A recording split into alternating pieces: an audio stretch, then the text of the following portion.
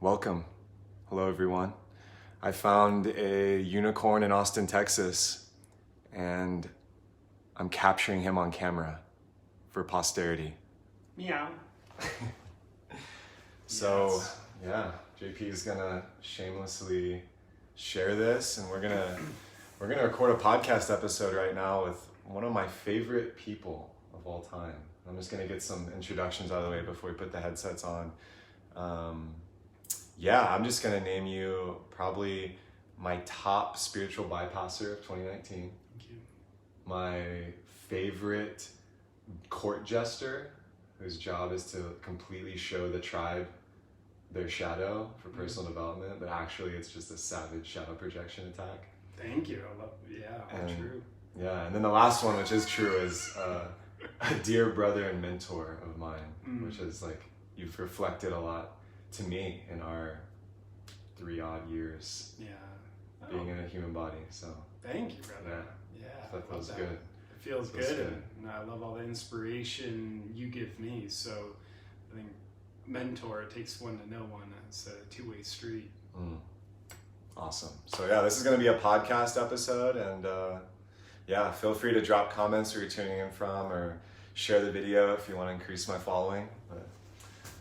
Yep. And you're going to see an Instagram story behind the scenes. This is what it looks like. Ooh. But your podcast, is it The Revolution? The Revolution, with the R's in parentheses. Of course it is. It's trendier that way. What's up, you beautiful weirdos? I'm about to go live on Kevin Orslon's podcast, The Revolution. You can also swipe up to watch it live on his Facebook page if you want to do such a thing. See you there, fam.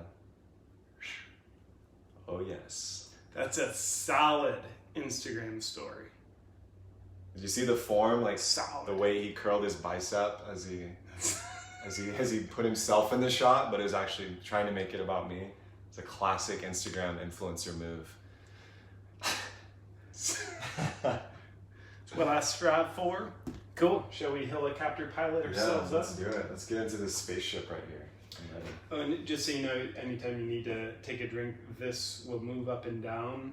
And also, I would be less than liberal on it, because eventually, it will just sound like that was going up and down the whole time. I like that practice. It's good. It's good. Oh. Pilot to co-pilot. We are about to venture into uncharted territory. Do you want more or less volume in your ears? This sounds good. Houston, the board is green. We're prepared to spiritually bypass our humanity in this podcast. Mm-hmm. Okay. You want to go for that lunch? Think you're good. 3, 2, 1. Hello, family. Welcome. Shout out to all the beautiful people out there. This is the Revolution Podcast. I'm Kevin Orosz, and this is the most exciting episode I've ever recorded. I'm just going to say it, because joining me wearing a purple shirt made by children in Africa that's as spiritual as hell, although I think he's spiritual as heaven, is Mr. JP Sears. Thank you. Well, I agree that I am JP Sears, and I also agree that spiritual as heaven is a great way to look at it. But if I wanted to psychologically manipulate this situation in order to justify how I am and perhaps my lack of intellectualism, I would probably play the card of the paradox, where you can't have heaven unless you have hell. So I bring the hell so that I can experience heaven. So you took it straight to Carl Jung, didn't you? Carl Jung. I've done a lot of reading of Jung's work. I read the books upside down. They make more sense to me. Yeah, I think that's what Carl would have wanted, actually. That was the point of his whole teaching. It's like, stop reading my teachings forward to backwards, go upside down, guys. It was Swiss. Yeah. People below the equator like that, Yeah. And thank you for having me on, brother.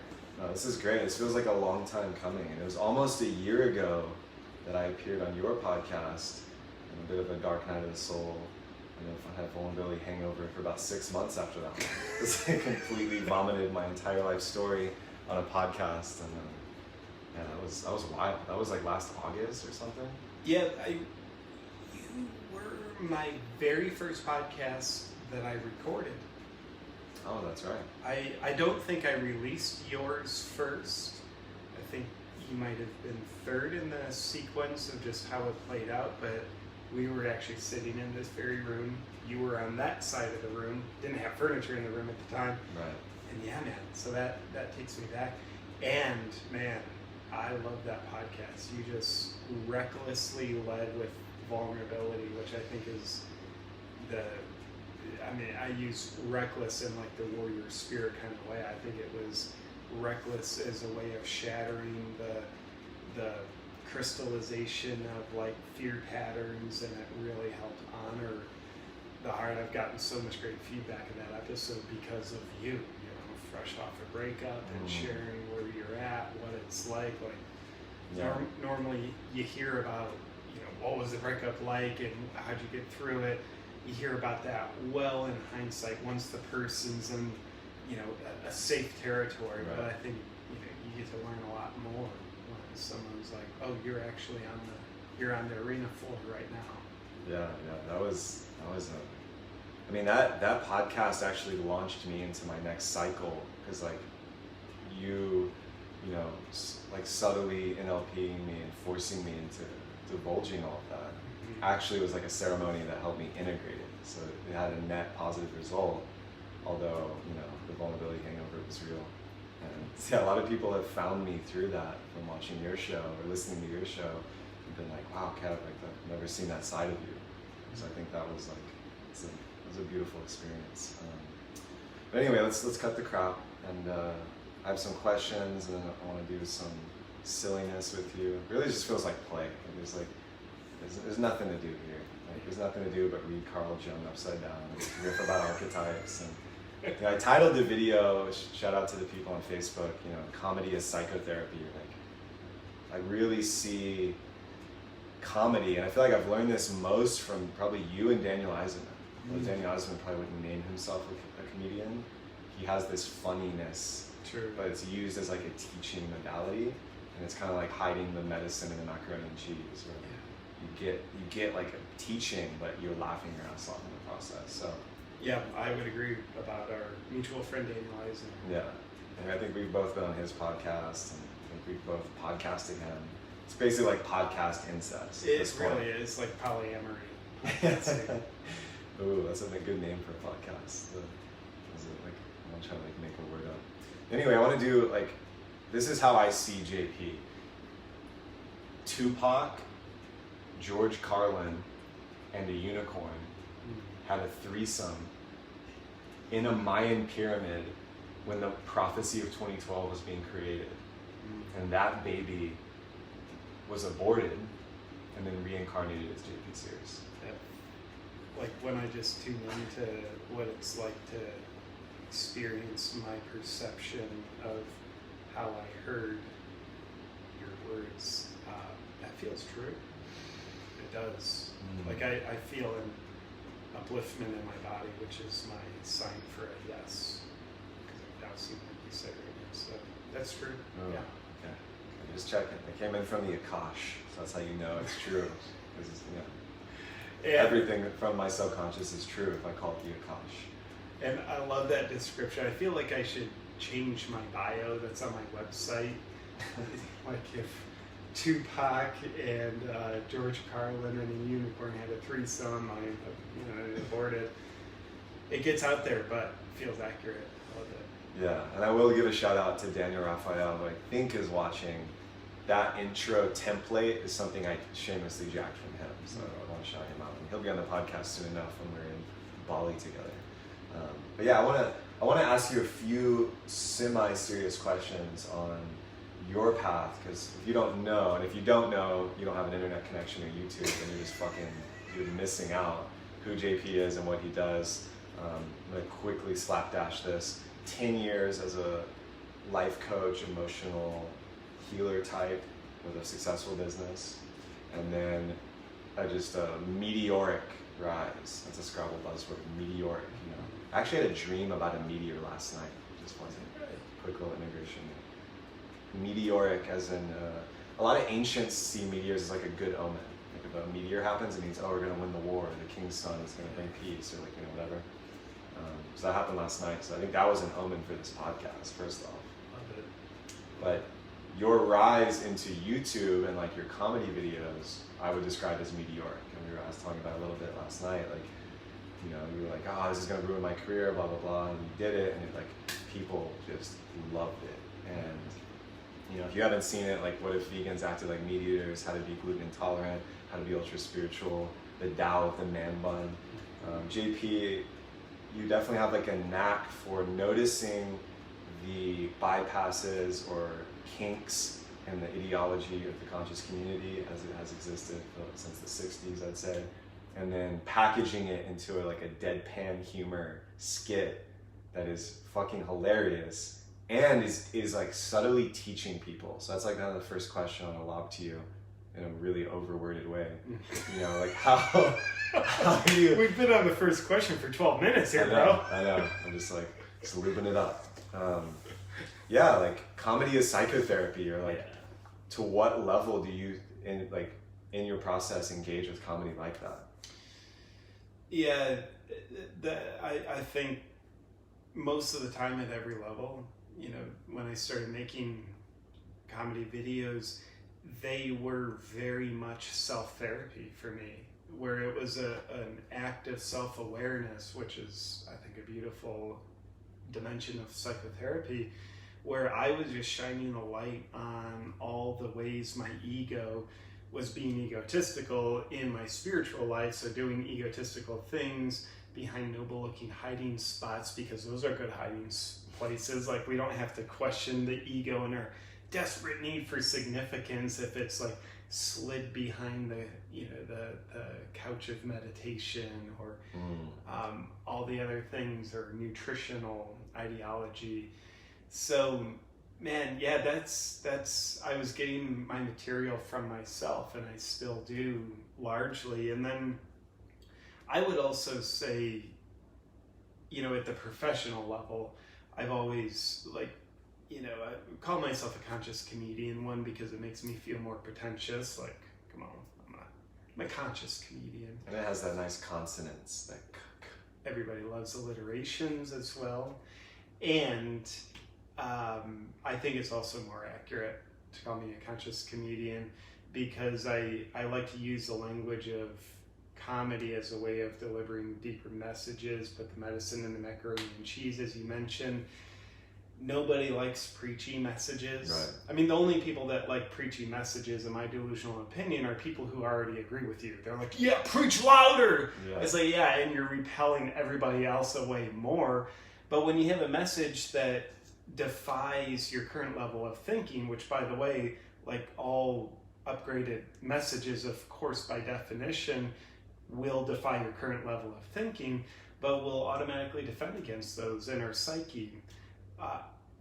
But if it's packaged with comedy, like, I find it gets to go in deeper for consideration, not for brainwashing, but for consideration, because it's play, it's lighthearted. It's not this brute force masculine preachy, like, consider this, you fucking motherfucker. It's just more like ease and soft, and it's much more of a, I think, a feminine energy, like, oh, consider this if you want. Right. Like, or maybe not even see it, but hopefully you had a laugh while you were blind to it. Right. I can just imagine someone going to your comedy shows. And I should mention, JP has transitioned from a lot of YouTube success and just blowing up on social media and YouTube, and now doing stand-up comedy, like just touring the US and doing these shows. And I just imagine someone going to your show, you know, they've been to a few yoga classes, maybe they've even drank a green juice, and they're like, who the fuck is this guy? And then you like drop some really deep, multi-layered, multi-setup, like ninja humor joke, and they're like, oh, this guy's hilarious. And then like a week later, they're lying in bed just like, am I demasculated? Like, you know, it just has this like delayed bomb effect, where like it's like a ninja bomb, you like plant it and the timer is set for like, you know, 2 years in your relationship, and it's like, oh, JP was right. And it's just like, and then they come and thank you later. They go through this whole process, and they're like, yeah, that joke that you manipulated me with 2 years ago just healed my marriage. You know, it's like something. It's slipping it in. And then just fuck with them. I'll be like, nope, that wasn't the meaning of the joke. Just take them all the way back. You're just so insecure, like, did I leave my marriage or shy? And I will add, certainly my humor wasn't always intentionally engineered to have a conscious effect Sure. of helping people slice through their psychological dogma. I remember as a kid, I think just the opposite. I would use humor mostly to escape my pain, Right. which for me is emotionally violent. It's just like neglect. I mean, it's the passive polarity of violence, and looking at that like, using humor to escape my pain, where I would just make other people laugh so I could feel significant to them, which allowed me to escape my sense of insignificance inside that I was carrying instead of actually dealing with it. And I think that was a functional thing to do for a while. Right. And I can relate, by the way. I used humor to like deflect, gain attention, and escape 100%. difficult situations. Yeah. But luckily, somewhere at a time when I don't really know when, Got a little visitor here. I started to realize like, wow, humor is powerful. And just like anything that's powerful, this can be used destructively, or it can be used destructively. It can be used to awaken, or it can be used to anesthetize. And I remember when I was, what the hell was I? Probably about 25. I was back visiting, I was living in California at the time, but I traveled back to Ohio to do some weekend work with a mentor of mine, John McMullen, and I was in a workshop with them, and I always crack jokes here or there, make everybody laugh, like feel significant. It's been 11 minutes, I need a hit of significance. And when we were just alone together, John said something to me that really woke me up in a really like scary way. He said, JP, do you know how passive aggressive your humor is at times? And I said, no. And it was so scary because like, it's my mentor, and like I felt so much shame. Like he wasn't shaming me, but I put that on myself.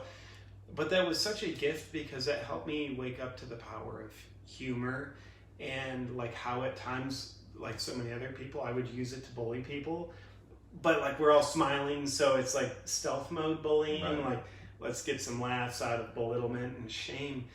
And then I don't think I could have like fell into the realization of humor can be used to awaken myself and also used as an invitation to awaken others if I didn't have that blessing of that really uncomfortable question that he laid on me. Right.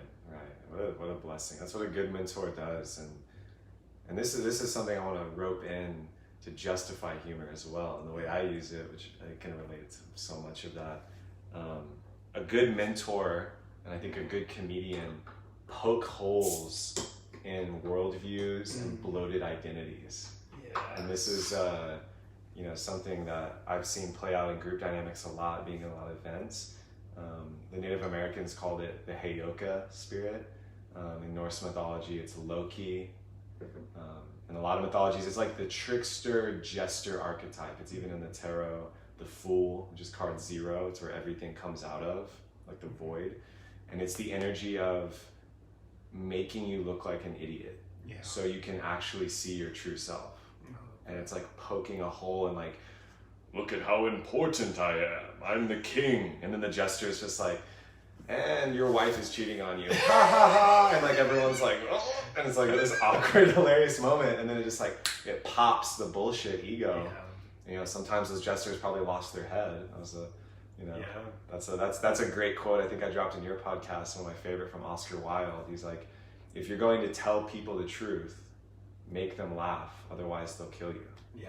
And he was saying that, in Victorian England, when it was illegal to be homosexual and there's all this war and intrigue. And I think, there's a dosage where too much of that is passive aggressive or overtly like critical, and I definitely struggle with this, getting like carried away in humor. Yeah. It's just straight hurtful and it's poison. Yeah. But just the right amount is medicine, because it reflects to everyone the part of them that's like a little bloated or like blind.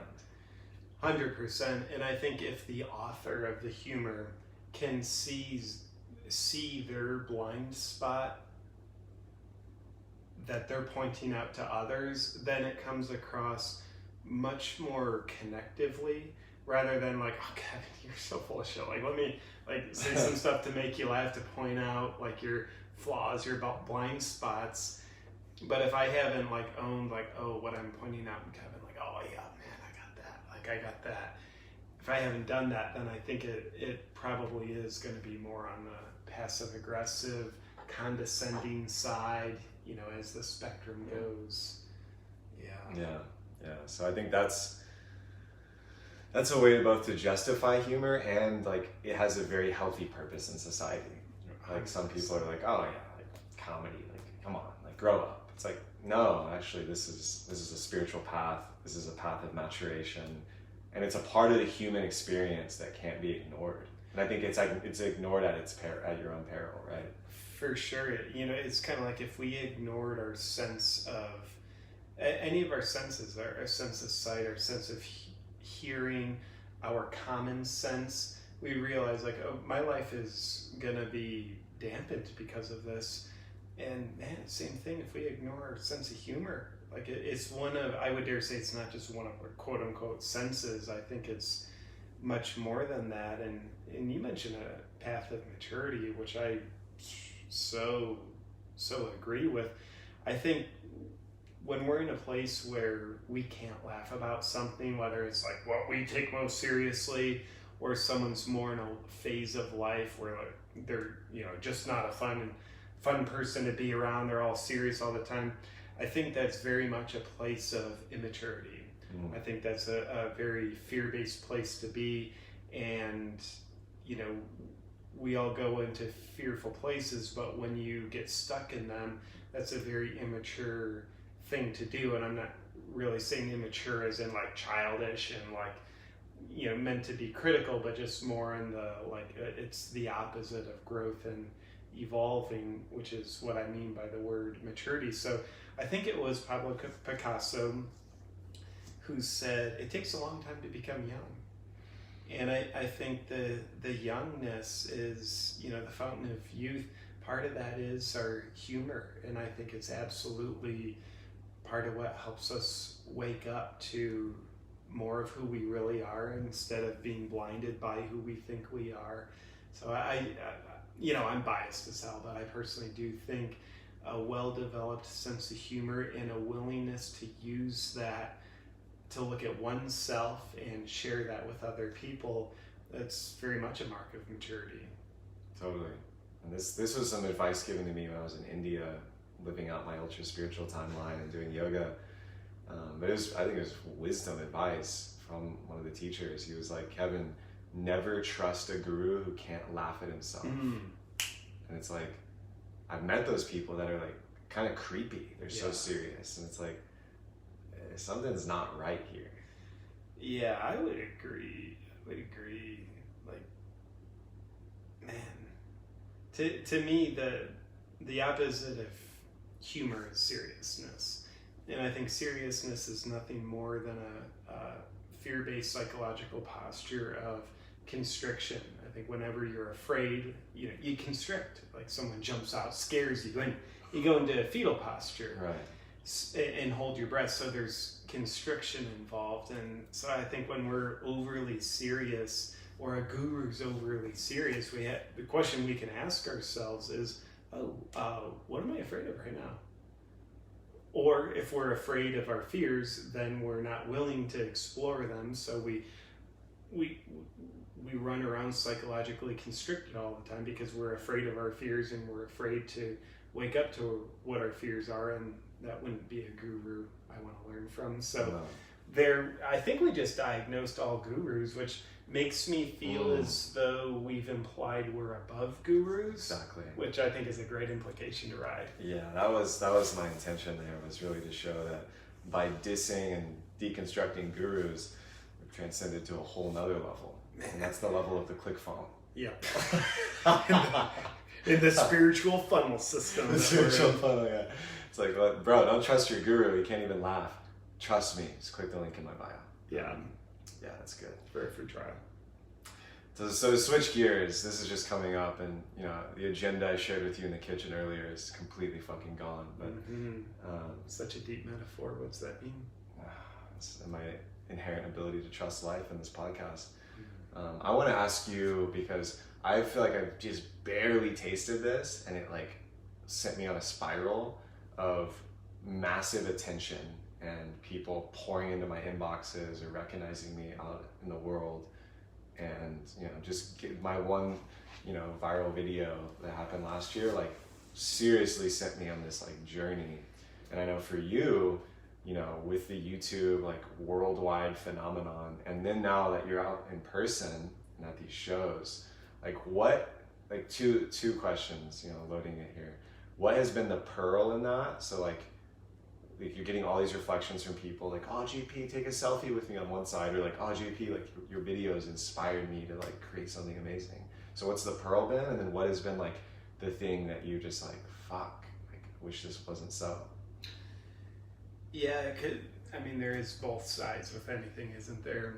I think the pearl, there's so many of them, but the pearl for me, I'm gonna be selfish first, brother. In a little bit of context, about 2 months ago, I did an Ayahuasca ceremony in Costa Rica with Amber, and she wasn't leading it. She has someone else lead her ceremonies, which I think is super responsible of her. Like, can you imagine drinking ayahuasca with your wife leading the ceremony? You want to talk about fucking leveling up and maturity, man. So my intention going into that ceremony was to be shown how supported I am. And like, I'll just fast track the ceremony and say it was the single most transformative experience of my life. I was just completely blown away. I mean, I was just, wow. Can't say enough about it. So I'll leave it at that for now. And then when I look at the attention I get and people coming up like JP, your videos, they make me laugh, or they inspire me, or I watch them, I've been depressed and that's the thing that brings a smile to my face, or thank you for doing what you do, or let's take a picture. Like I've always seen that as support, but it's really made me reframe it in a much more intimate way, where I realize like these are messengers of life coming and affirming, JP, you are supported. The more you are you, the more we support you. So it is not a subtle message of support life gives me. It's not just a message of support, it is support itself. So honestly, that support that I am blessed with from so many people, that's a great pearl. It really is. And another pearl is to see the appreciation on someone's face and hearing their story, whether it's, you make me laugh, to I'm inspired, to my life has somehow changed. I mean, those are basically learning of an impact someone makes on themselves based on how they experience my work. That is such a great pearl. It really is. And man, I think what's the opposite of a pearl? Yeah, like charcoal, all the slimy stuff of the oyster. Right. I don't know. Sure. So the south side of that equation, I think the biggest challenge has been my ego, where I think my ego, the thing it craves most in life is a sense of significance. And it gets, the way my ego's engineered is, it gets significance through the currency of approval, and how the ATM that I go to get the currency of approval is attention. And as a kid, that's kind of like, Mom, look at me, or sometimes like get in trouble so you notice me, but I got attention, which gives me approval, which makes me feel significant. For 3 minutes I feel significant. And then, so having, at this point, it's hundreds of millions of video views, and, really anytime I go out, people in person will stop me. So that is a lot of attention.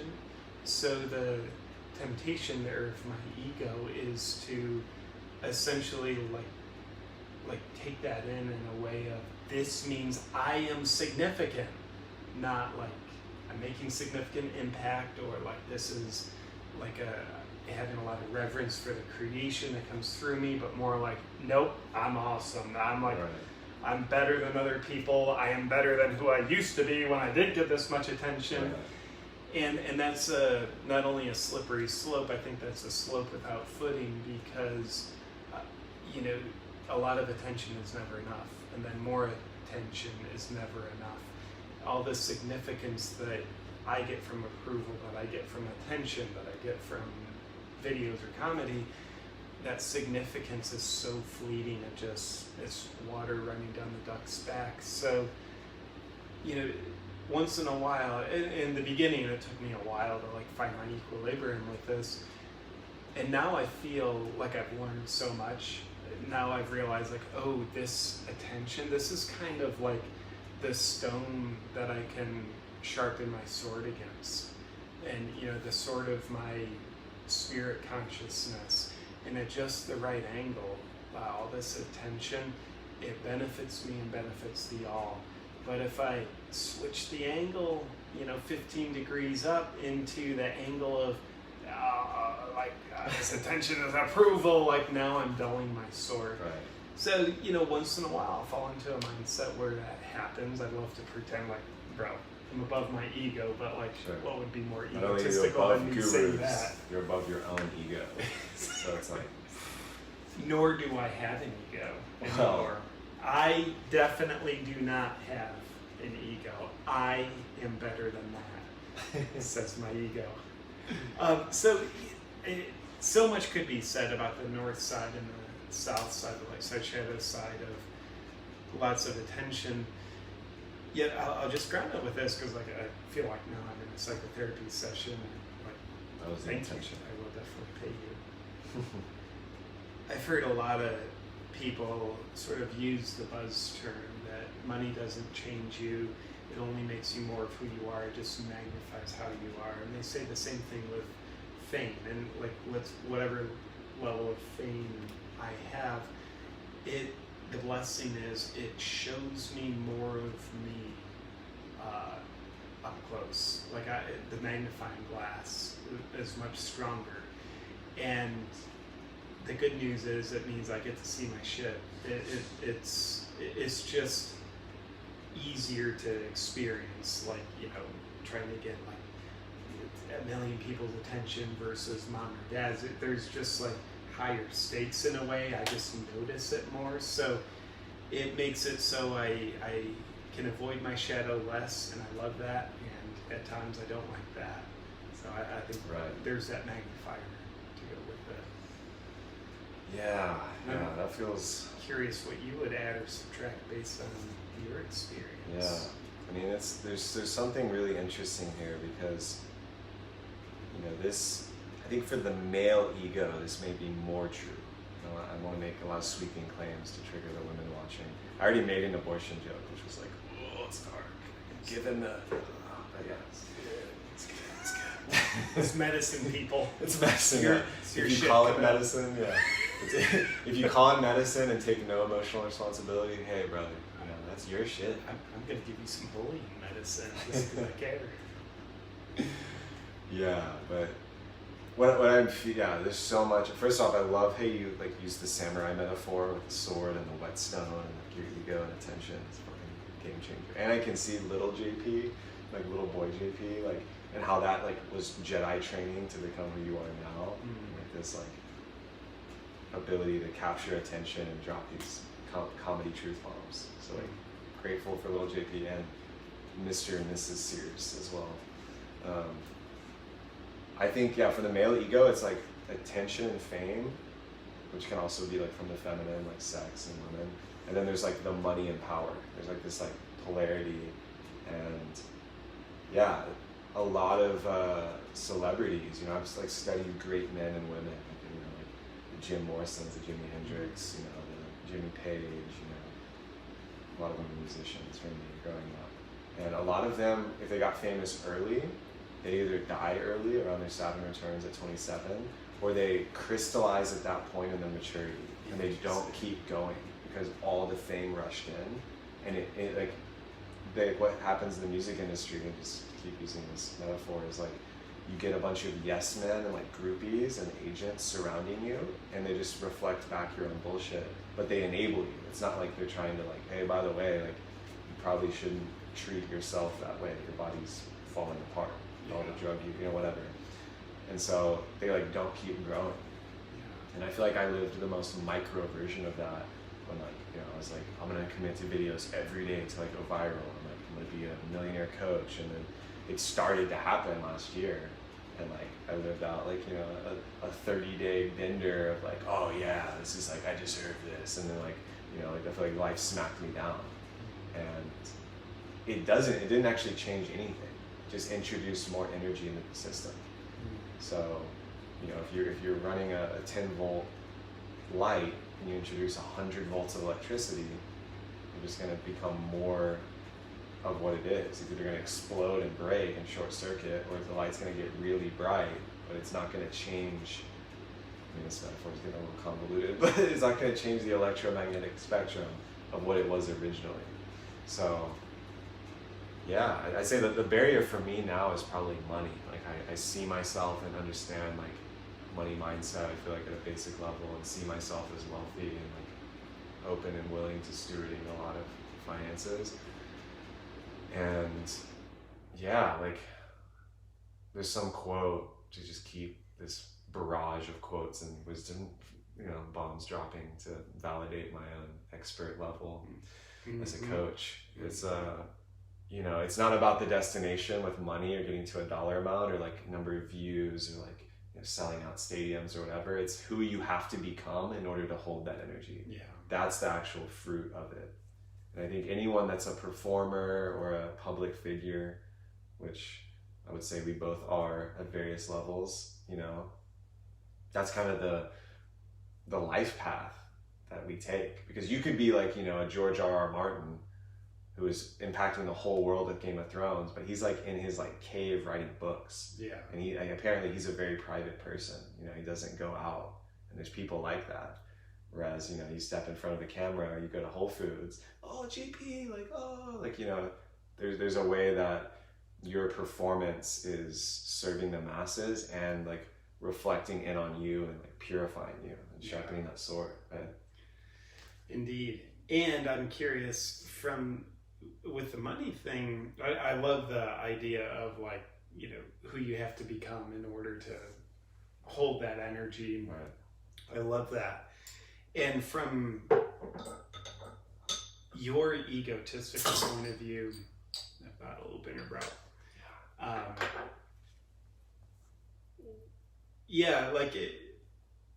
Not so much from the spirit point of view, but from your ego's egotistical agenda. Why do you think your ego wants money? I mean, I love Jesse Elder. I don't know if you've had him on your podcast yet. I have not. I want to get him on here because I know he frequents ATX, Austin, Texas. But he calls it a choice multiplier.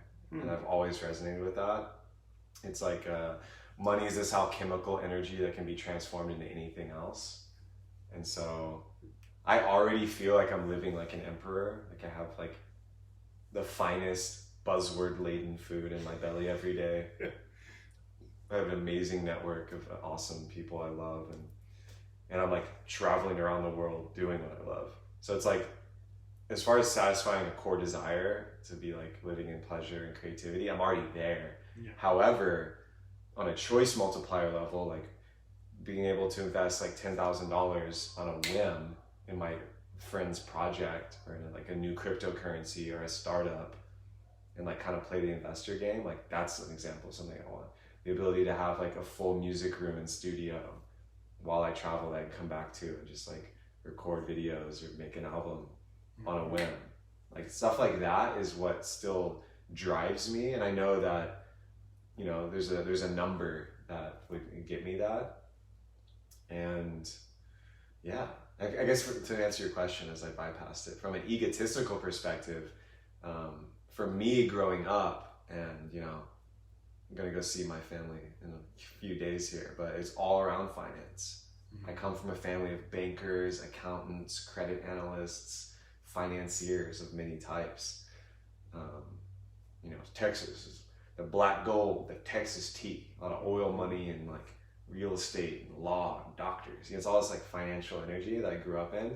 And I to my knowledge, I'm the only artistic, creative one in the whole family that I know of. I'm sure there's other people that are there, but not out front. So that money mindset's been downloaded into my ego, and I maybe associate it with, like you said, with attention, with the validation. Like, oh, if you're not financially wealthy, then you know what are you doing with your life, Kevin? Yeah. So that's in there, and I understand, like, you know, I love money, money loves me. I guess to take it to a whole nother level, this is something I've been thinking about a lot. If I'm a crusader, I would love your take on this, because you may have logged more hours in the Encinitas community in particular than me. And I think that's a ripe ground for just ridiculous amounts of spiritual bypassing, humor, and shadow projections that can be composted into jokes. Like, why is the spiritual community so afraid of money? And why is it that, you know, the Exxon executive is like, yeah, we'll just fuck it, we'll dump it in the coral reef. It's like, by the way, enjoy your $80 billion bonus. Like you know, the dark side's not afraid of money. They're rolling in it. And justifiably, they're providing a massive service. You know, the Exxon executive is powering billions of vehicles around the world that's serving people to live their best life. So I see the both sides. And, you know, how many yoga teachers, healers, consultants, and coaches are like, Kevin, my ajna just vibrates with gratitude. Also, can I stay on your couch? It's like, you know, it's like what the fuck? Like, the people I feel like I most want to be wealthy and like cared for and protected financially seem to have the least money. Maybe that's a reflection of my own wounds because I'm around these people. But yeah, like what's your take there with like the conscious community and finance in particular? Yeah, you know, my delusional take is not all of the spiritual community is afraid of money. You know, we both know some spiritual people. Tony Robbins isn't. For sure. I think $500 million net worth, and Oprah, you know, super soul sister. She is, billionaire. And then I think we both also know personally some people who we consider very spiritual, and they're also very financially abundant. And so that little disclaimer, and of course there's certainly a trend in the New Age community to vilify money, and I think anytime we need to vilify something that's not ourself, we're using that something as a scapegoat to escape what it is we vilify in ourselves that we're not willing to face. So it's so easy to project onto the Exxon executive, like, hey man, like, he is so evil because he's, you know, rich and just, you know, motivated by money, man. And that is not cool. I think translate through all that bullshit, what I hear that person say is, I am afraid of my own power. I don't trust myself. Because they're looking at someone who's powerful, and let's just say we could objectively say, like, this Exxon executive's using his money for, you know, the gratification of self at the expense of the community around him, maybe even at the expense of his own self. So if we fear, you know, if we react to another doing that, it means like, yeah, we're afraid we would somehow do that. Like, I remember, man, I was like in my mid-20s. I was riding somewhere with my girlfriend at the time and her mother, and we were having this conversation about like, hey, what would you do if you found a briefcase with $20 million? And they're all like, you know, I would either look for the owner, or like I'd buy a mansion and a boat. And when they asked me, I said I wouldn't take it. I wouldn't even return it to them. They're like, well, would you like donate it to charity? It's like, no, because I don't trust myself. I even like I donated $20 million, I wouldn't trust my ego's use of that. I wouldn't have developed the infrastructure within myself to handle $20 million. Like, I don't trust myself to not get egotistical and just like power hungry with that. And much like, a young person, musician, like you mentioned, with a lot of fame, when they don't have the infrastructure of self to deal with that fame, well, now you're just doing a Olympic level Russian weightlifting program and you're a beginner in the gym. It's not if, but when are you gonna break? Like, you're gonna break, bro. So I think a lot of people in the New Age community fear their own power. I think a lot of people in New Age communities fear their own power. I think Nelson Mandela... The old age community. The elderly community. Nelson Mandela says, he has a quote, just to quote more quotes. Let's do it. Something along the lines of, what people fear more than their own weakness is their own power. And we love to pretend that's not true, so we tend to scapegoat it. And like, we look at other people expressing the shadow side of power, and it's so easy to vilify them. And then it's so easy to blame money for how we're vilifying them, instead of realizing like, oh, I have some untrustworthiness about my own power. And the scary thing is, that lack of trust I have about my own power might be really fucking justified. So to face that, no thank you. Let's crucify the Exxon executive. Like, fucking, that guy. Dude, if you earn more than 25 grand a year, like, you are just fucking, you're contributing to global warming. Like, how fucking dare you? Or you can own your projection. So, I think one of the things in the New Age community that makes it so seductive is oftentimes we learn the language, so we learn the vernacular projections, so we can pretend like we're above it. Like, I don't project because I'm talking about projections, just like you and I were playing around with, like, we're talking about gurus, so we get to pretend we're above gurus. And I love how you and I can verbalize it, so we don't get lost in our own seduction of it. So, yeah, I mean, that's what I think about why the New Age community has such an allergy to money. I think it's really autoimmune. Oof. Come on. Yeah. Autoimmune disease allergy. I just want you to eat your own energy body with your fear of your own power. Come on.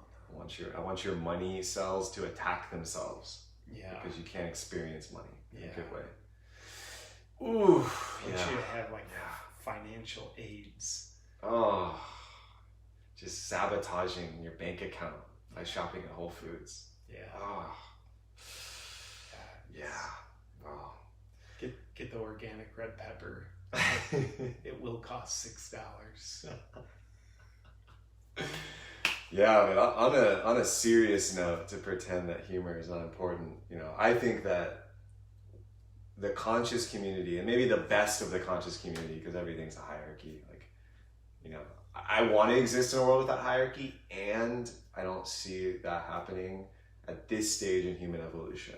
Maybe that's a cynical view, but that being said, I think the most like tapped in people that have the best intentions, who have done, like you said, they have the infrastructure of self to understand the use of power, the proper use of power, which is to serve the all, but also to give to yourself, like not martyr it out, but let me feed the world while I starve myself to death. Right, it's the Gandhi kind of method, I think that was the shadow of Gandhi. But those are the people I actually would want to have the most money and to steward it, and I think if everyone really searches themselves, that's what they would want too. And this is an interesting quasi-political question. This is where the UBI comes up, also known as the Universal Basic Income. Mm-hmm. So what if, because money is kind of like moving numbers around and the US dollar hasn't been backed by a real commodity in some time, and I'll invite you to look that one up if you don't know what I'm talking about. Like, there's an idea, and I think, what's his name, Eric Young is a presidential candidate right now, a Democrat. I'm completely unplugged from politics, I'm just existing in the ethers. Do we still have presidents in the US? I don't know. I've heard this gentleman, Donald. I don't know who he is, but apparently Eric Young is pro a universal basic income. So under this method, it's like kind of like socialism, but in a democratic way, or like Social Security, where if you were a U.S. citizen, et cetera, et cetera, et cetera, you met certain requirements, there's like a basic income that goes out. And I think there's countries in Europe that already do this. So like you get $25,000 a year if you're an adult citizen, just default. And then on top of that, you can do whatever you want as far as career, entrepreneurship, corporations. And like, I wonder what that would do for a lot of people's money stories, because it would kind of sweep the bottom layer out and then maybe like let them play out the other stuff at higher intensity. Yeah, and I'm curious if you were third eyeing it into the future, if there was UBI, what else would you see as some light sides and shadow sides playing out? Yeah, I can see it going really intensely both ways. I can see the people that, for whatever reason, born into like the shittiest circumstances and not given a chance with that universal basic income, like their hustle, ingenuity, and hard work, like they could invest or work it up, and like there would be no excuse not to be a self-made man or woman that's like impacting the community and successful in business or whatever, because they had that kickstart. It's like just putting a little gas in the tank. It's like, all right, now you can drive wherever you want, instead of just like, yo, I wasn't even given a car. Like I had to walk everywhere. Yeah. And I could see it enabling someone who was just like completely selfish and just like, oh, I'm just gonna do heroin. Yeah. Thanks for the 200 sacks. Thanks, Uncle Sam. You know, it's like, fuck, like I could see both playing out, and then like the politics hashing that out. So I'd be curious to those listening or watching on what your view is on that, because I think that's one of the big questions that's coming up. And you know, to pair it to the other phenomenon that's happening, which is technological unemployment. Like because of AI, because of computer system networks, because of machines, and you know, all the various ways that technology can actually do what we do as humans and have done for hundreds, if not thousands of years, with higher precision, accuracy, and speed. There's all these projections, you know, by 2050, like 80% of service sector jobs, I'm just like wildly misquoting something Peter Diamandis said, like 80% of service sector jobs or something will be machines. And 90% of what Peter Diamandis says is said by machines. Oh, yeah, well played. Just to wildly quote myself. Yes, well played. And this is by far the most quotes in an episode I've ever done, where it's just like, we're in a quoting shootout. It's like Tombstone. It's like Carl Jung, Freud, Wilhelm Reich, Osho, Watts. They're just like fucking, there's like so many quotes at this point. And then Peter Diamandis in there just to like represent the left brain as well. Right, just like throw one in there. Man, you raise I feel like I'm talking to Elon Musk right now, talking about universal basic income being replaced by the machines, and I think they're like really fascinating points of consideration. First off, like philosophically, it's stimulating, but also it's like, and yeah, this is our world. Like it's interesting to consider where it's at, and with the universal basic income, I can say right off the bat, I don't know if it should be a thing or not a thing. I'm 100% not dogmatic one way or the other, but I'm very curious. And I can say with a large amount of certainty, as a tax-paying civilian, and a Texan at that. And I don't pay state tax then, because we don't got it. Because we don't live in a state, we live in a country called Texas. This is a republic. And I am grateful America is part of Texas. I can say, man, I would love it if my tax money went to people instead of the military to bond people. And I'm not talking about like the beautiful men and women that serve our country. I'm so grateful for them. I'm talking about the military-industrial complex, just to cut the crap, all the bullshit where we buy all this unnecessary ammunition and create wars to justify the ammunition. Like, dude, like funding that versus like, oh, I'm paying for someone's food or rent. Great. Like, yes, sign me up. I would rather have my tax dollars go to universal basic income than killing people. Yay! And lining the pockets of the fucking reptilians that run the military-industrial complex. And with that said, I've heard Joe Rogan with, various guests that he's had on talk about universal basic income, and some things I've heard talked about on his podcast with, a curious mind, where I think Joe himself has raised the question, like, some of the amazing people that we look up to in society, like The Rock, Kevin Hart, these are people who came from nothing. Like, right. At one point, The Rock had $7 in his wallet.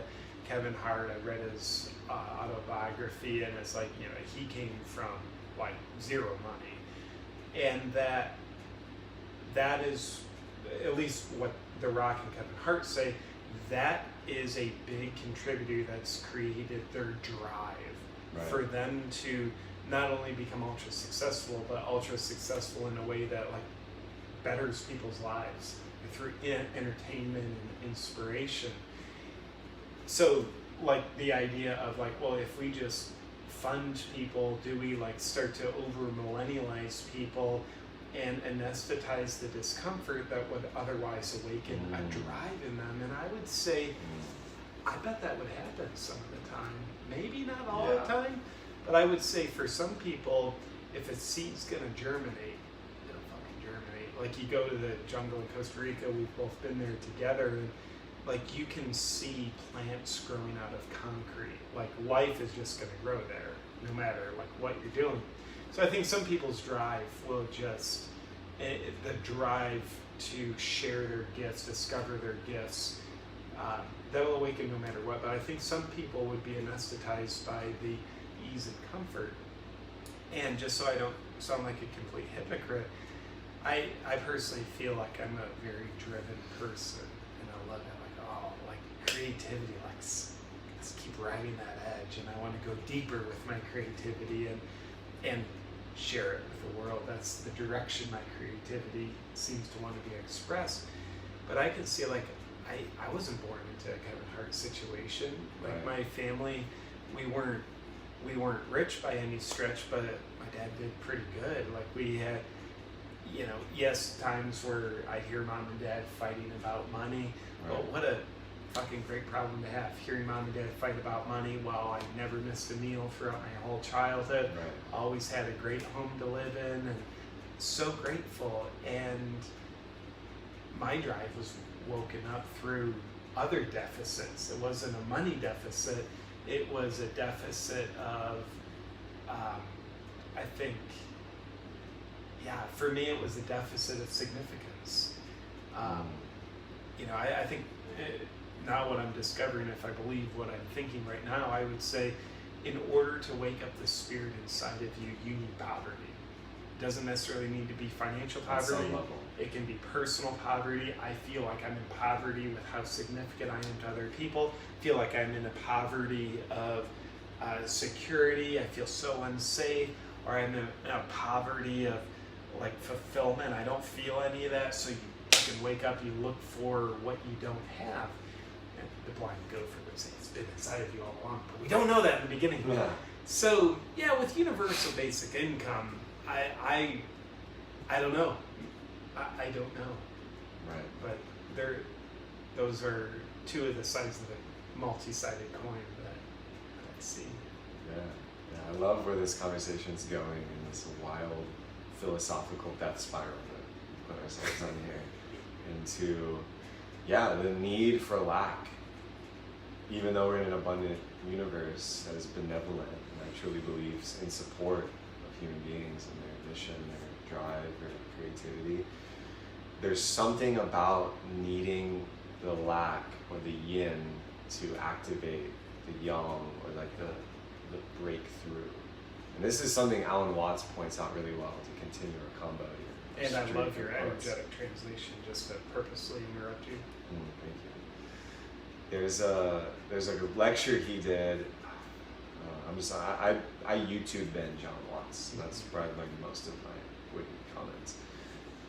He talks about Western culture is it's black versus white, yin versus yang, the void versus the manifest. It's we can see all this stuff, and then quantum physicists look down and they're a lot of people, the atom's 99% empty space. We don't know what the fuck's going on. It's like, you know, like he talks about how, like, you know, we've all been raised, and it's like the fear of death too.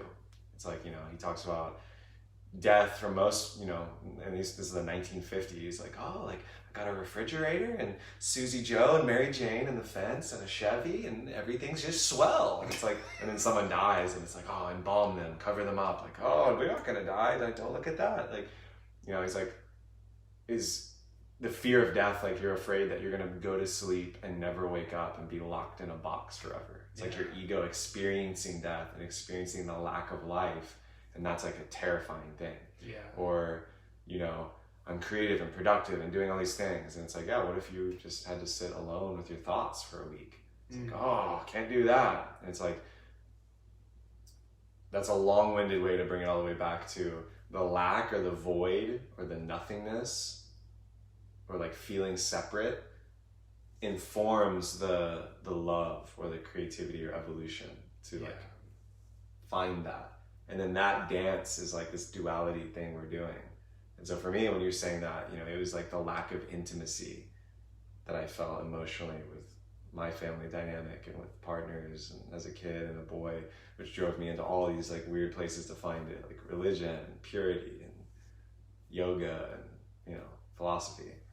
And then like tantra and like all these things actually drove me into becoming an expert at communicating and feeling and creating that space. Yeah. Because it was the thing I wanted most that I didn't have. So it's like, you know, we teach what we need to learn and we embody often what we didn't have for others. And I think that's like it's a convoluted way that our gifts awaken. It's like gifts and genius don't awaken without necessity. Yeah. I would agree. And because one of my pet peeves is people who unsolicitedly speak in length about their plant medicine ceremonies, I will do so. What comes up for me is during my recent ayahuasca ceremony, I had the experience that I was dying. Like, there was so much of the ceremony that I had zero awareness of self JP. It was like a lot of oneness. And then there was a time where I was laying with my head in Amber's lap, and like I was in a very deep journey, and I just had this, you know, I was going in and out of my body, like into oneness, being pulled back in. And it's like when I'd be pulled back in, I'd become a little bit aware of Amber, but I couldn't move. Like, I was really incapacitated. And then I just had this very like strong belief, like I'm laying in her lap dying. Like, not at all like, oh, we're doing an ayahuasca ceremony. Like, nope, not in the field of consideration. No. But I'm laying in her lap dying. And like a couple days earlier, we were cliff jumping in Costa Rica, and that was just like, I must have hit my head. Like, I hit my head on a rock, and here I am laying here, Amber's dying. And since that, just interject this, since that ceremony, I've never been more afraid of death. And I'll say why in a second. So I, you know, as I was like pulling back, you know, into oneness, getting sucked in, and then like just coming back into my body, like I felt so much lack about my relationship with Amber in such a beautiful way, in the sense of like there is so much more. Like the idea that I'm being taken away from my wife right now, like it was torture. It's like there was so much more. I could have shown up so much more, and there's so much more I want with her, and oh my God, I'm never gonna see her in this form again. And it was Whoa. Treacherous. It really was. And then I started to, you know, be able to mutter like, I'm dying. And eventually Amber said, you're not dying, you're just being reborn. That fucking clicked. And like it there was like a big, it wasn't just like some intellectual, oh cool, like I'm not dying, I'm being reborn, and like that's a cool concept. But it was very much an energetic shift inside of me, and I went from I've been just really experiencing like I am alive, and this precious gift that it will be gone in the blink of an eye. When I'm looking back on it, it was like that went by so fast. Like forgetting everything about where I'm at right now so I could experience the beautiful, forgetful gift that was that life. Like what a precious gift. So I went into instant celebration and just like singing and dancing, even though you're supposed to be quiet in the temple, but like I was no controlling that. So I bring that up because that lack that I felt with regard to our relationship as well as my life, that woke something up, like a drive in me. And I would say like this is like beyond the ego drive of I want to be more and achieve more status. More like, no, more connection. Show up fully with Amber, be emotionally intimate with her, and be full of myself in my life. That required that sense, that extreme, treacherous, tormenting feeling of lack, when I firmly believed I was literally lying there dying in my wife's lap during the Ayahuasca ceremony. And now as I sit here saying like I'm more afraid of death than ever before, it's weird because like many people who have been through a very potent plant medicine ceremony, I can sit here and say, I believe I know what it'll be like when I die. Sure. Like we all might be full of shit, but we all, when we have that belief.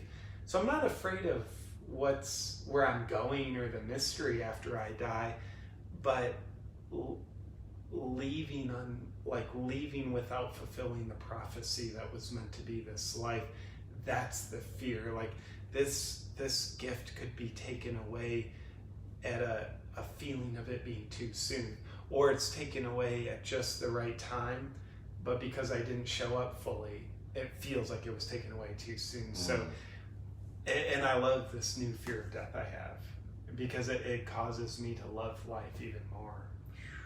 I feel like we're extracting liquid gold right now out of you. Dude, we're on a lot of cacao right now. I did. Yeah, I can barely feel my body. My heart's beating so fast. The adaptogens. As long as they were shade grown. My friend Kevin, he died of an overdose of shade grown adaptogens. Oh fuck! It's the cacao and it's the vulnerability bender that happens when you sit down with helicopter headsets and you talk about the real shit. Yeah, that's what I feel. Yeah, and I can relate with that, and you got to see me as I was staying with you after my first ceremonies, and I can definitely remember the moment where the full experiential belief of death was happening, where I was I was like very like Virgo logical. I was like, well, I should inform the shaman that I should get the ER because like I had studied so much of the literature, I could even like imagine the process. It's like, yeah, my serotonin's blown out and like this is gonna happen and my heart's gonna stop. Like I was in a full bender of like, oh, I'm fucking dying right now. Yeah. And then, that moment for me when Amber, for you, is like, you're being reborn, you're not dying. I remembered, and this is a vulnerable moment, Samantha Lotus, shout out. She had told me weeks before at Envision that, she basically was in a situation where autoimmune, some kind of crazy disease is happening, and she was in her deathbed. Like her body was like shutting down, and she had a full like near-death experience, and an angel entity, something told her, you have to choose life. You have to choose it with your breath. Like your breath is literally you saying, like the inhale is like I want to be here.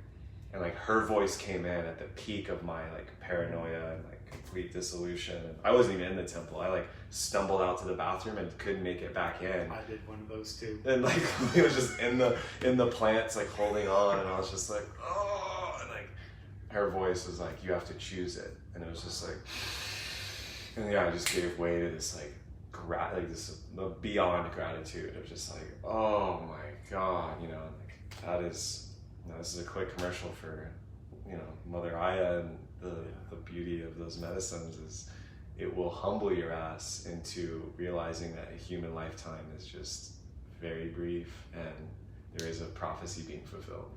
Yeah. And just the note on your journey is because, as you come back to Amber's place where we were all staying after your first night of ceremony, and like I remember as I was like, the late night, early morning after my ceremony, you came to my mind. I'm like, I get Kevin now.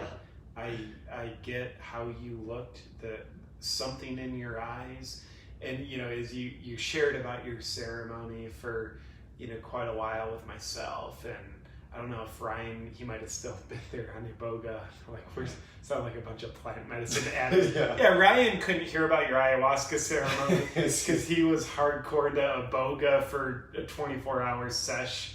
But I got it. It's like, oh, this is where Kevin went. Like, wow, like my version of it, but totally. Also probably not just my version of it. Right. You got what's known in the industry as the codes. Yeah. And I left you that text message or voice message about the codes. Like, Kevin, I get you were always talking about the codes. I get that now. It's like the codes, man. That it's such a weird sensation because like how it registered for me, it's not like some intellectual like E equals MC fucking pi r whatever. It's just like, oh no, the codes. The codes. And for me, the ambiguous codes we speak of, I don't know if I would say it's the codes for a graceful life, the codes for a fulfilled life, but the codes that we're all searching for, whether we know it or not. The best way I could describe the codes as they registered for me is live in the language of surrender. And that's what went in for me. The codes, I mean, the codes to me are like, it's embodied information. And information, if you etymologically get wise with it, it's in the format of an ion. So it's like a light and data and DNA or whatever you want to conceptualize it as, physically moving through your body. And that's like what the human body seems to be. It's just an information processor. And my experiences when we're in a state of surrender, psychologically and physically, that light flows through us so much cleaner. Right. You just think if you kink the garden hose, like, it's not going to flow too well. But, or if you take just bring in more unnecessary analogies, you take the blanket off the light, or take the lamp shade off the lamp, now the light is flowing so much more freely and clean. And I think the language of surrender allows us to have the light pour through us, the light that carries the information. Right. I love that. I think that might be the role of those ceremonies, is to like clean out your circuit board so the light can actually flow and like shine. So I feel like we should dive so much deeper into the ayahuasca lingo while continuing to lose the audience, that within 5 minutes people are asking like, are they Scientologists, or what's the are they on ayahuasca right now? Like, we're high as fuck. That's wow. We zoom out here and see what the fuck's going on in this interview. I mean, I don't even know what this is anymore. There's a lot happening, and we somehow went, we went from like politics and income and poverty to like AI, and now we're in ayahuasca codes. Like, it's some shit moving right now. I love it. What I do want to do is transition right now into, well, our favorite caricature, which I will name just the Big BH. Yeah, that's right. Just, if you don't know who the Big BH is, then you haven't been paying attention to my feed, because I just interviewed him and his wife, Brandon Hawk. Love you. And I was wondering if we could channel him in a benevolent way without roasting him too hard, and see if we what temperature do we want to get this roast Yeah, this may be one we don't want to char, but we want to broil. And I'll kick us off here. It's just like, JP, I just want to run a lot of emotional energy through my body and talk to you in an accent like a father figure, so that you coach with me. Kevin. I just remember when I was playing Wimbledon, and my dad said, dried up brandy. Fuck! Hurts my heart. I want to make 10 Instagram stories about how it's all an energy game. It's a game of energy, and if you can turn and let it go. I want you to hear this, all right? I want to NLP you into hearing this by drawing your attention to you listening to it. It's an energy game, and if you're willing to take it, come on now. Okay. And if you're willing to take the shit and just ride it up through the density, fuck. That's right. Yeah, I want my children to see this. Take it all the way, Kevin. Come on. I want my children to watch. Come on. All the way in. The law of least effort creates the most. I want you to hear that. Ooh. The law of least effort creates the most. Kevin, I want you to hear. I just want you to. Is your manic action coming from connection, or is it for connection? Fuck. I just orphaned my heart. I felt that. Just orphaned it. I felt that 6 minutes before it happened. Just want you to ride the edge. I want you to orphan your heart even more. You know why? I think it's selfish not to. Because I think there's a bigger heart that's waiting for you. I want you to metaphorically, literally kill your heart so you can wake up to the heart that's been waiting for you. I think it's hiding behind your kidneys, Kev. Oh, yeah. Ooh. It's in the body. Yeah. Yep. You know, right there? They call this the Kundalini, but I think it's going to be a sermon about energy. Oh, man. I just want to tell you. Tell me. He who's willing to wash the feet of Osama bin Laden. Oh, come on now. Will get ostracized from the church in That's West right. Texas. That's right. Yeah. Just want you to know. Yeah. Just want you to know that. Oh, fuck. Like, if you have no idea what's going on right now, that's good. Yeah. Like, you're sane. This is a game we've played for a while now, and it actually is coming from like a profound respect and love for this man who's a fucking next level coach, and just he's a CEO. He's a chief energy officer. He has, Brandon Hawk. He has a very, I wanted to use the word strong, but the word deep feels more appropriate. He has a very deep influence on myself, you, and I know a lot of other people in our inner circle community. So, man, I don't know what we need to court gesture. I know we love doing It's just Hawk so much impressions. fun. Like, It is, and it's like, it's not like doing a Donald Trump impression that's maybe Right. coming from disrespect. It's more like, wow, there's deep impact, and like somehow this impression also feels good. Totally, and it's like some people, it's like, oh, okay, ooh, Jay Sitaram, I feel Babaji coming through. They like channel Babaji to like give their transmission. Like in times of need, I channel Brandon Hawk. I'm like, fuck, Kevin, come on, don't orphan it. Come on. Like I become Brandon Hawk momentarily to pull myself out of the spiral. And it's like, thanks, Brandon. He's like, anytime, okay. Yeah. See you on the court. And I think that proves all Brandon Hawks are fun within, except for one. You can find one external. Just one. Who will teach you how to find the Brandon Hawk internally. Right. If you go through your 7-tiered funnel. Yeah. So that's the big. Yeah. You're just one Brandon Hawk click funnel away from awakening the inner BH. Mm-hmm. Yeah, I would love one day to have some kind of live event or video or some kind of performance where this is like actually happening. Where it's like, could you or I out Hawk Brandon Hawk? He is one of the most competitive people I know, so you would really have to show up with your A game if you're trying to out Hawk Brandon Hawk.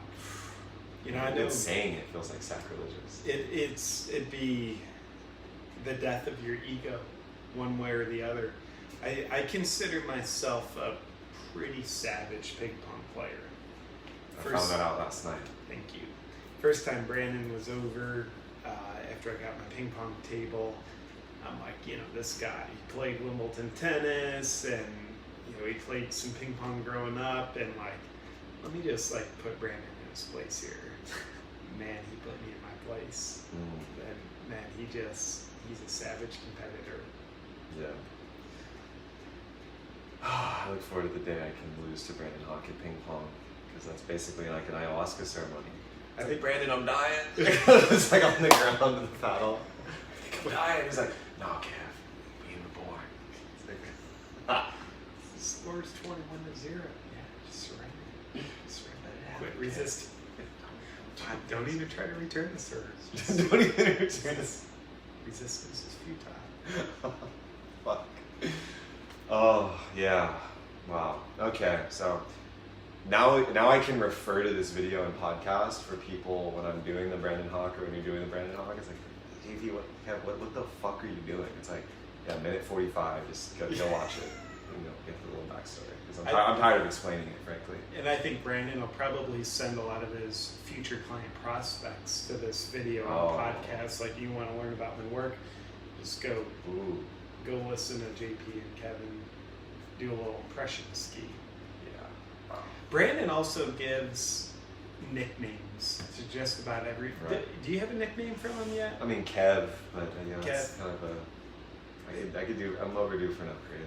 Yeah, I mean that is nickname-ish. I don't know anybody else that just calls you Kev.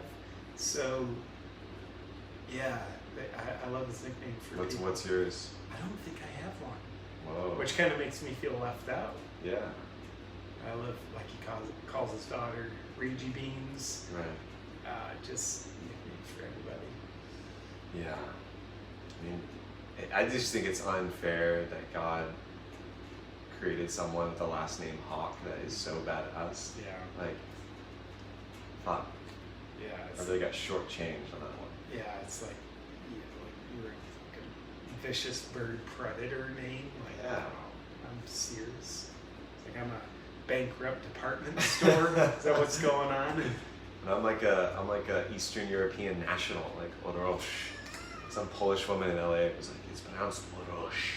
Like, no, it's not. It's the Polish way. It's Hungarian. That's why I add the LA in as my artist name, Orosz, because it means lion. So that feels dope. But I had to do that. Okay, so my Orosz, real name is Orosz. See, you had me fooled, bro. But for me, your real name is your made-up name. Which actually makes me feel better because that's who I really am.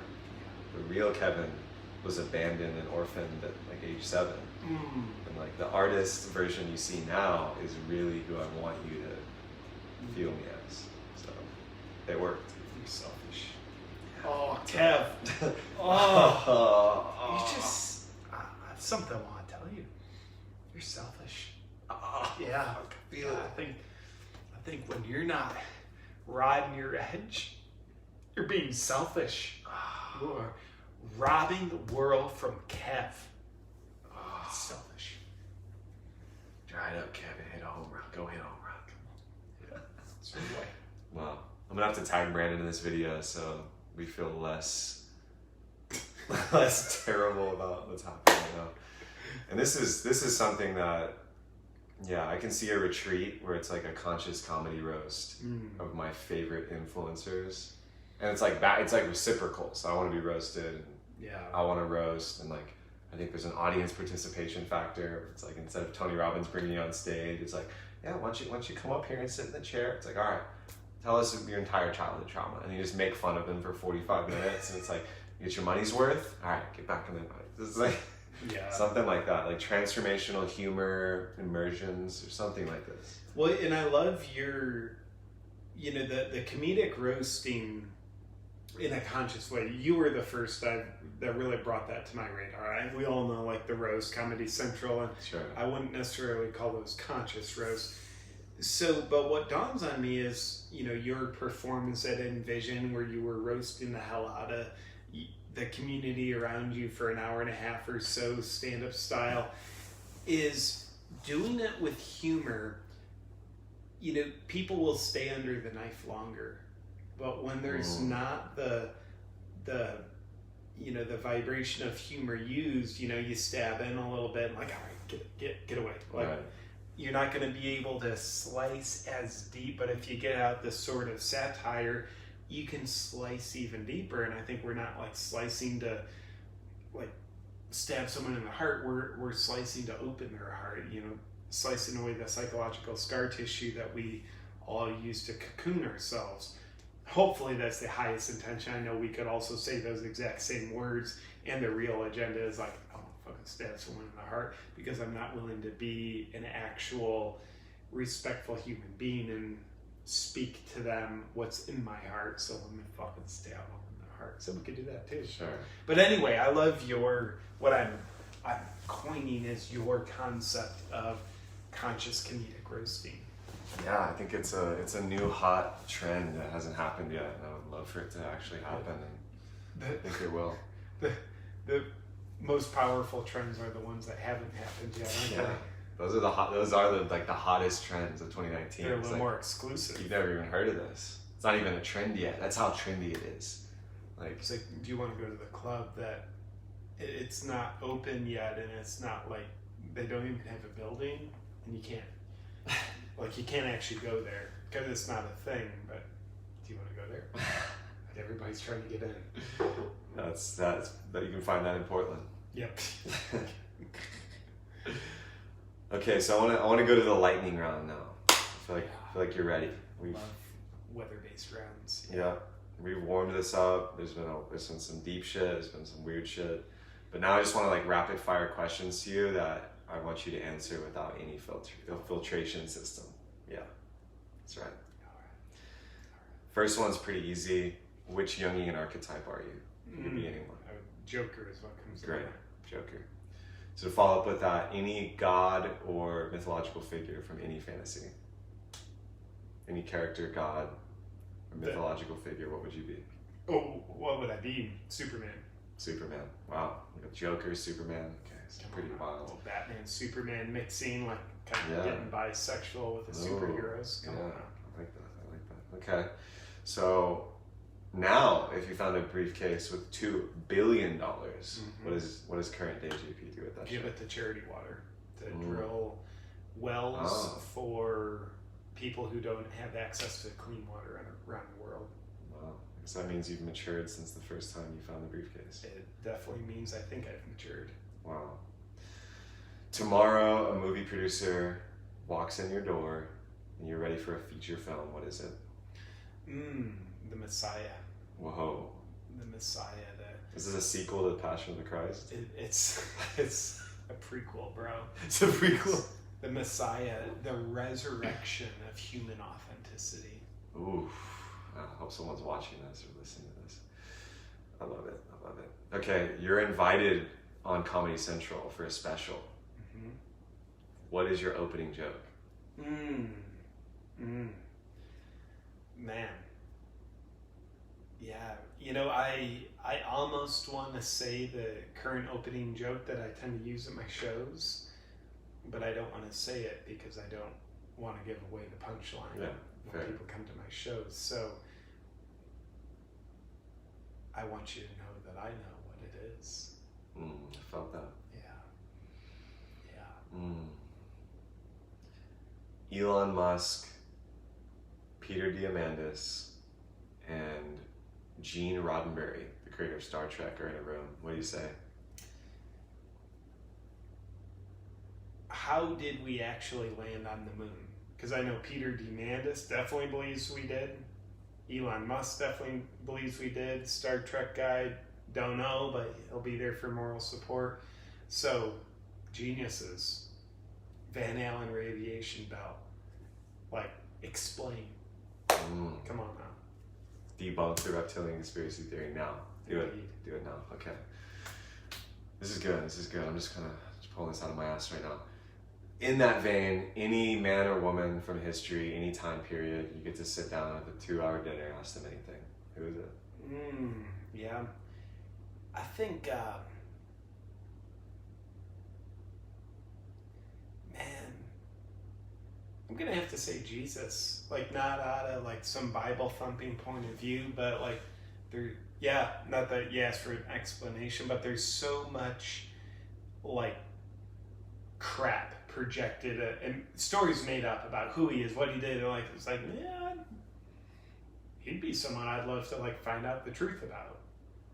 Sit down and have a conversation. I obviously in English, because he was the only white guy in the Middle East 2,000 years ago before jet travel was a thing. That's right. So with English speaking Caucasian Jesus. Yeah, I love it. Great answer. Okay, any superpower from any like, you know, superhero, what would you have? You only have one.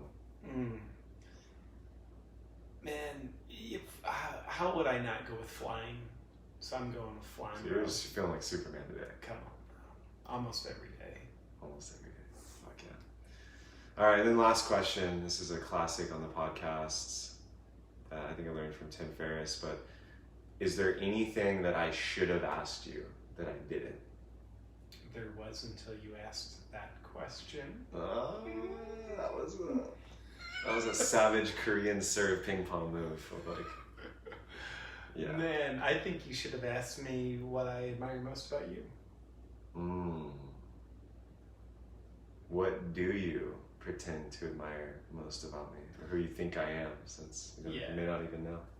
You know, what I would project onto you is surrender. Like when you're flowing, whether you're doing whether you're within the context of freestyle or you just have a mic you're holding and you're speaking, or you're not holding the mic but you're holding court with a group in some way, how you flow with not only like consciousness, you're saying meaningful shit, but you say it in a poetic way that engages. It's like I always feel like someone's pulling me in. I just feel that engaged. So I hypothesize that it takes a good amount of surrender to let the language and the consciousness just come through you. So that's something I admire most about you. So much validation is flooding into my heart chakra. Come on, I want you to. Yeah. Just want you to feel it. I'll receive it. Whisper. Okay. Thank God this audio is really powerful. It's so strong. Very expensive equipment. Yeah. One day I'll have it as well. Just in the meantime, know that I'm better than you. Fuck. Because I have an rock. Yeah. Feel that. Oh, okay. Yeah, it's funny what you just described. In the circles I've been running in, we call that the spirit mic. Like spirit mic. It's like, oh, who has this? Like, it's kind of like feelings. Who has the spirit mic? Like, who is the one that is in like a command? It's really interesting. It's like a mix of masculine and feminine, because like you have to be commanding and project your voice or whatever if you're running a retreat or it's a song circle. But then the spirit part is like the pure surrender. Like something's channeling. You're not just like making this shit up. It's like, oh shit, he has the spirit mic. Yeah. It's really easy to feel in music. Like if people are freestyle singing or playing instruments, like this is kind of like in jazz or rock, whoever has the solo, it's like they have the spirit mic. But then in like retreat settings, it happens too. Yeah. And like I'm always like feeling for it and looking for it. And I've definitely seen you pick up the spirit mic and drop bars. I feel like everyone in our inner circle or anyone we really love and admire is good at it at some level, right? So, well, fuck JP, bump my fist, my good man. This has been one of the most in-depth and vulnerable, and also probably the most hilarious interview I've ever done in this young podcast, season 1, and it's streamable on here. So if you've been watching on this thing, share this out and tag somebody that you think, could learn everything they need to learn about JP Sears, and then impersonate him relentlessly at dinner tonight with your family and friends. I'll do the same, and just appreciate you, brother, and look forward to more co-creation and silliness and Brandon Hawk impersonations from here on out. Me too, and the appreciation super mutual, brother. Okay. We did it. Boom. Oh, man. Love y'all. See y'all later.